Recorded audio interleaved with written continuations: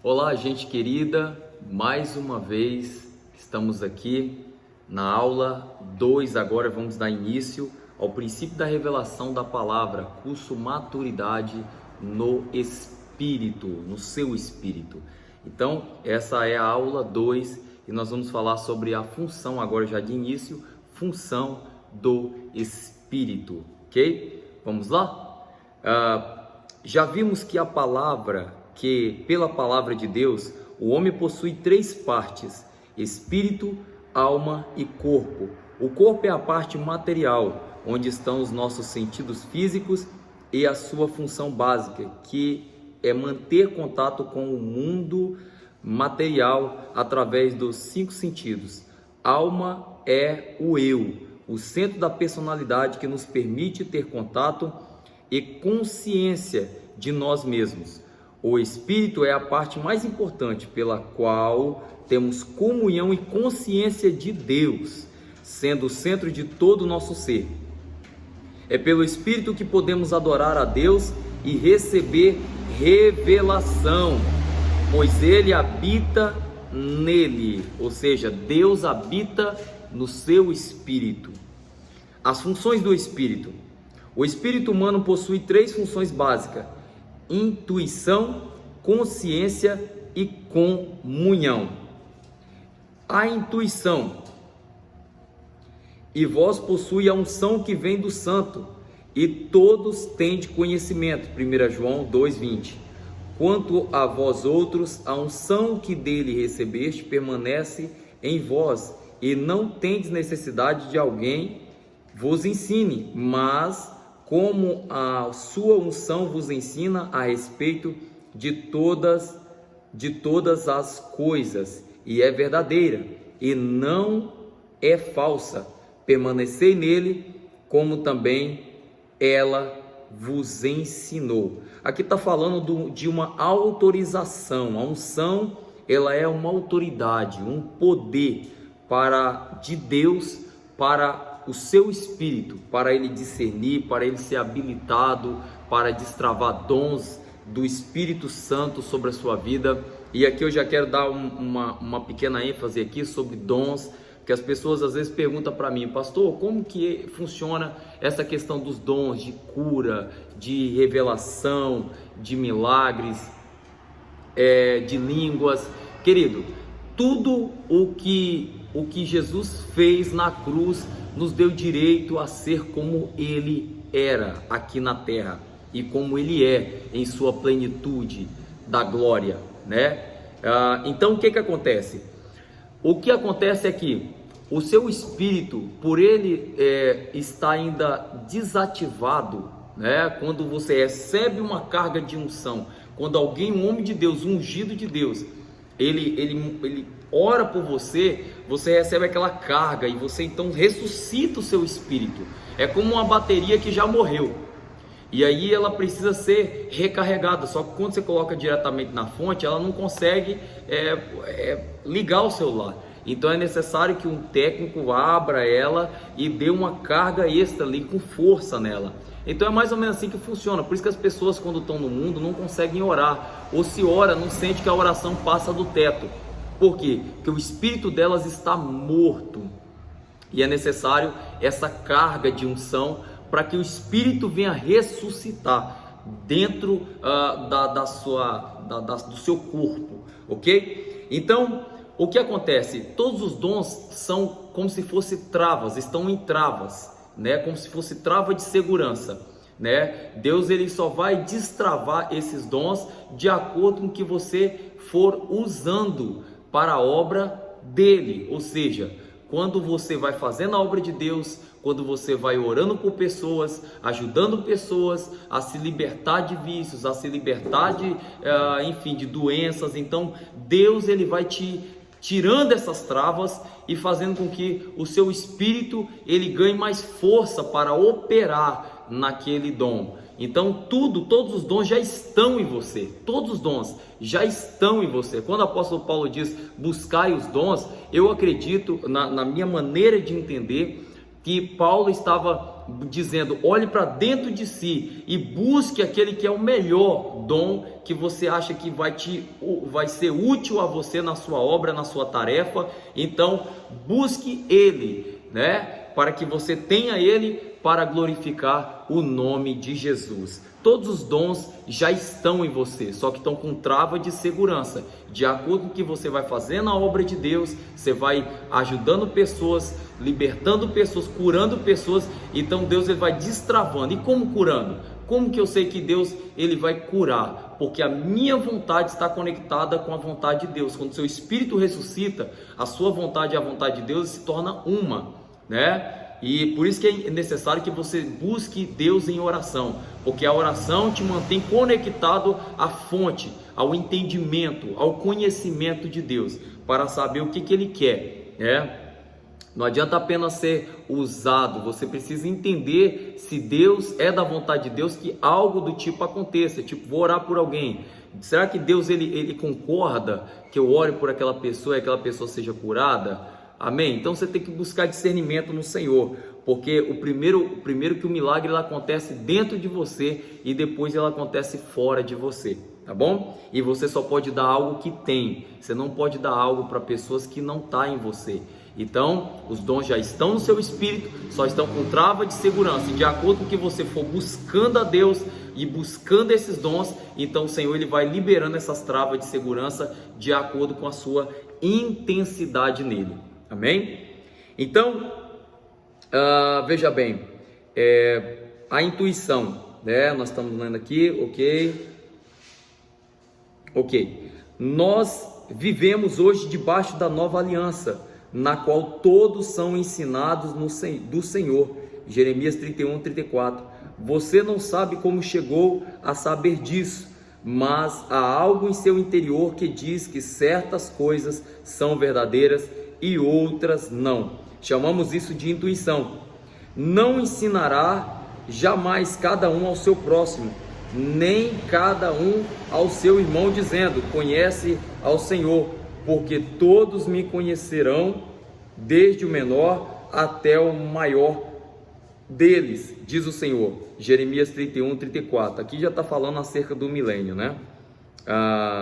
Na época que Jesus virá reinar sobre a terra durante os 1000 anos. Todo mundo conhecerá a Deus e o conhecimento de Deus, e o Senhor vai reinar sobre a Nova Jerusalém, e dali vai partir todo o conhecimento para o mundo inteiro. Então vamos lá. A capacidade que o espírito humano conhecer ou saber algo, independentemente de qualquer influência exterior, chama-se intuição. Sendo o conhecimento que chega até nós sem qualquer ajuda da mente ou da emoção.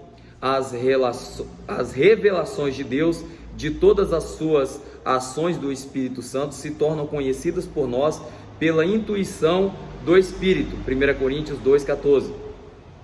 Jesus percebia no seu espírito o que os outros arrazoavam. Marcos 2,18. 8. Paulo foi constrangido no seu espírito. Atos 20, 22.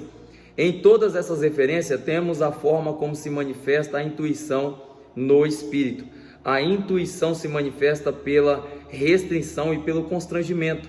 A restrição é uma sensação que às vezes parece se opor ao que a nossa mente pensou, nossa emoção aceitou e a nossa vontade decidiu. É uma sensação de que algo não deve ser feito.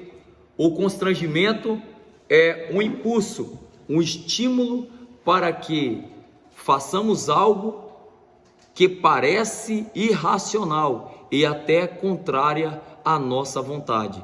Há uma diferença entre o conhecer e o entender. Conhecemos algo através da intuição do Espírito, e a nossa mente é então iluminada para entendermos e traduzir o que a intuição conheceu. Na intuição do Espírito, percebemos a persuasão do Espírito Santo, e na mente entendemos a orientação do Espírito Santo.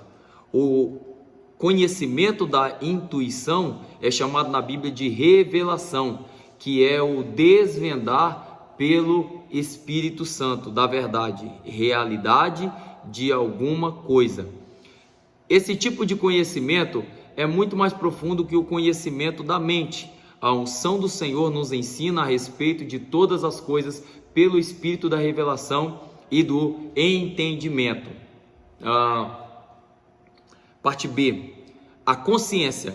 Consciência é a capacidade de discernir entre o certo e o errado, não segundo o critério da mente, mas segundo a sensação do Espírito. Romanos 9:1, Atos 17:16.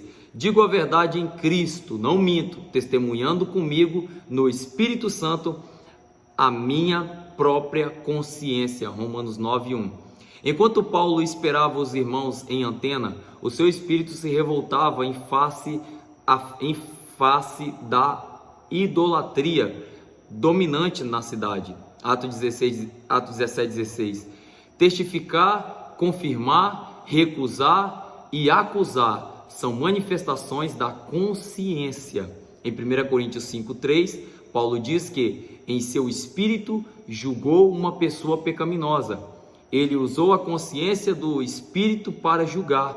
Frequentemente, a consciência condena coisas que a nossa mente aprova. O julgamento da consciência não é segundo o conhecimento mental, mas segundo a direção do Espírito Santo. Na Bíblia existem dois caminhos: o caminho tipificado pela árvore da vida e a do conhecimento do bem e do mal.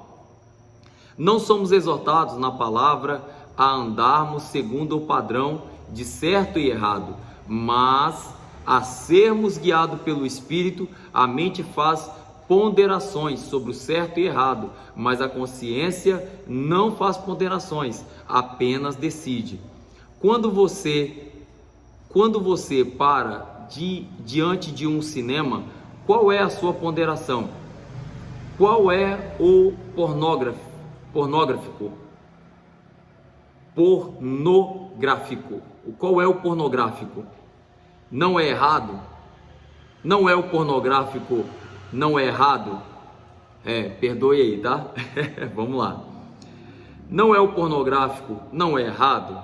Não faz mal, portanto eu posso assistir. Tais ponderações não são da consciência, e é a mente decidindo. Independentemente, há muitas coisas que a nossa consciência recusa, mas a nossa mente aprova. Devemos rejeitar de uma vez por toda a caminhar segundo a mente, segundo a árvore do conhecimento, e seguimos pelo Espírito, pelo princípio da vida de Deus em nós, percebido em nossa consciência. Precisamos ser absolutos com aquilo que Deus condena em nossa consciência.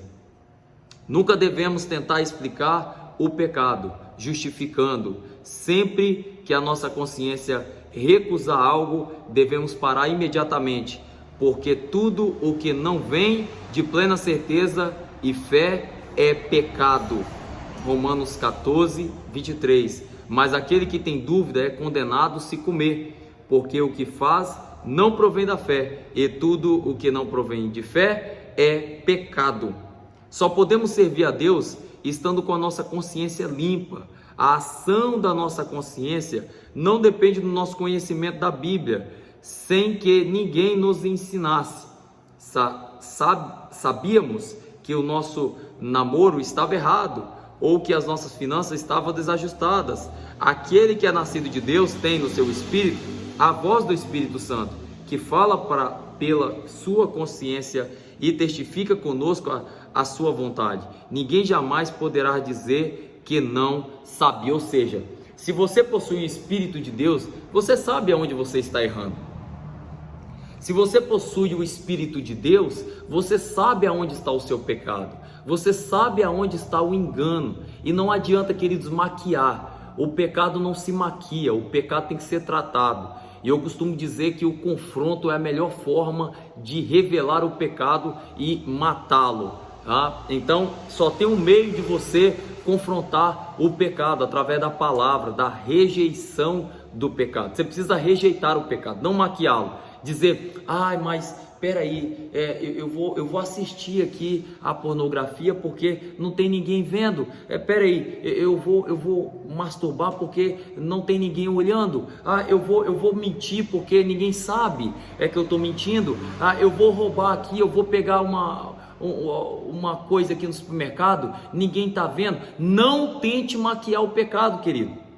Não tente maquiar o pecado, porque o pecado, ele é uma arma destruidora. Ele gera, sabe, o pecado gera morte, o pecado gera doença, o pecado gera crise econômica, crise emocional, crise no casamento. O pecado é uma verdadeira desgraça para a vida do ser humano.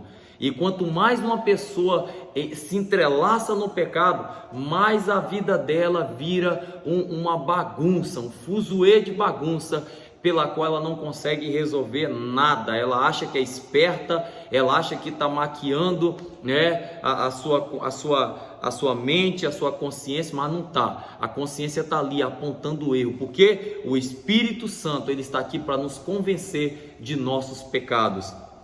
Então, quem convence? O Espírito Santo. Quem nos julga, né, a nossa causa, quando nós começamos a maquiar? O Espírito Santo. Então, vou falar novamente, você sabe, olha aqui para mim, você sabe aonde está o pecado, você sabe aonde você precisa ser tratado. Então, reconheça o seu pecado.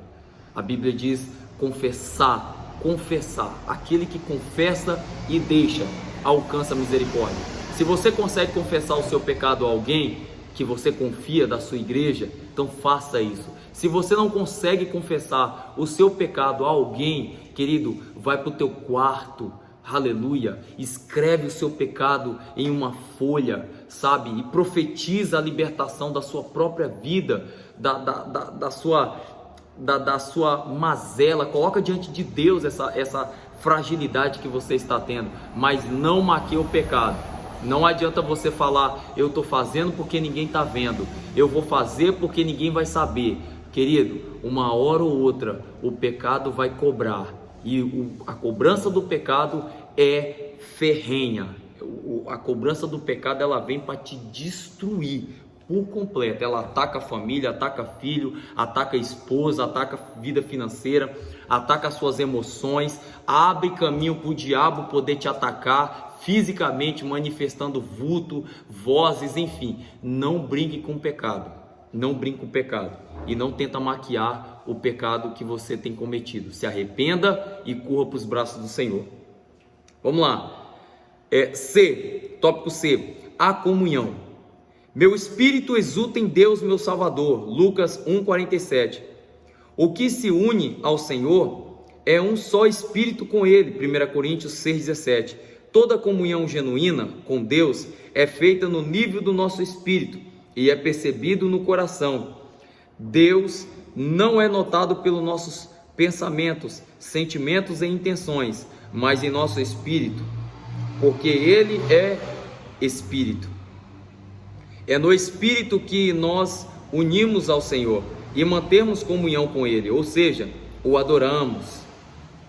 Tudo o que Deus faz, Ele o faz a partir do nosso espírito, e é sempre de dentro para fora. Esta é uma maneira bem prática de sabermos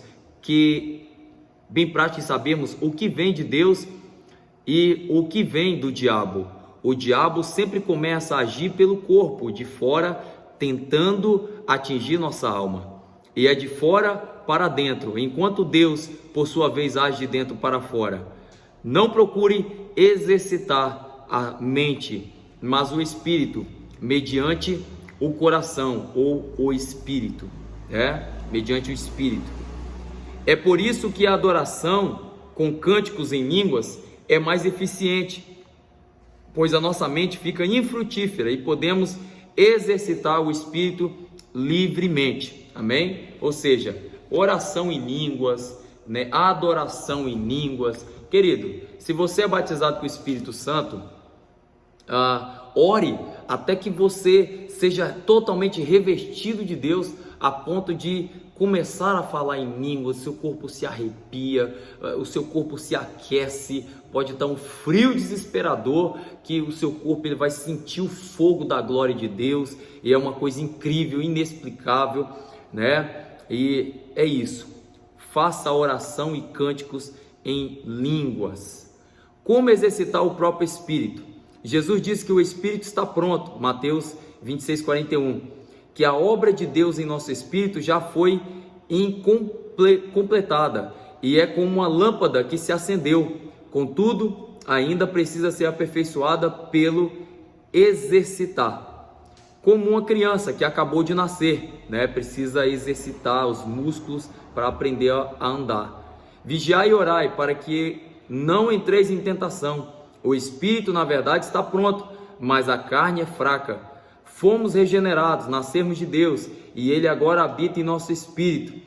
A nós cabe agora exercitá-lo. Exercitamos o nosso espírito para separarmos aquilo que procede da alma do que procede do próprio espírito. Hebreus 4:12. Há várias maneiras de exercitarmos o próprio espírito que descreveremos a seguir. Por meio do quebrantamento, tópico A, por meio do quebrantamento. A maneira como Deus nos leva a perceber o nosso próprio espírito passa por 3 caminhos. Em primeiro lugar, devemos entender que a alma esconde e encobre o espírito, assim como os ossos encobrem a medula. Se quisermos ver a medula, temos que quebrar os ossos. Por isso, a alma precisa ser quebrada para percebermos o nosso espírito. Nessas circunstâncias, nos tornamos sensíveis a Deus em nosso espírito. Tópico B, pela palavra de Deus. A palavra de Deus também tem esse poder de separar alma e espírito.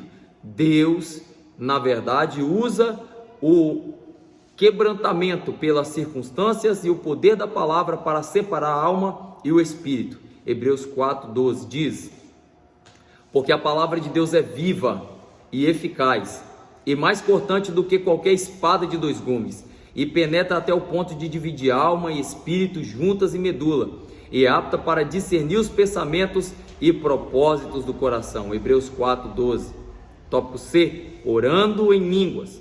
Uma terceira maneira para percebermos o nosso espírito humano é orando em línguas. Paulo diz em 1 Coríntios 14:14 que aquele que ora em língua tem o próprio espírito orando, enquanto a mente e a alma fica infrutífera.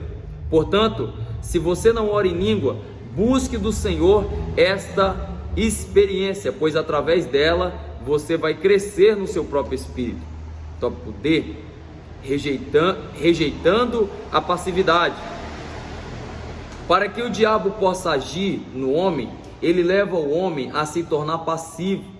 Mas para que Deus possa agir, é preciso que o homem coopere, exercitando a sua vontade. Paulo diz em Romanos 1:9 que ele serve a Deus e é no Espírito. O mesmo se aplica a cada cristão.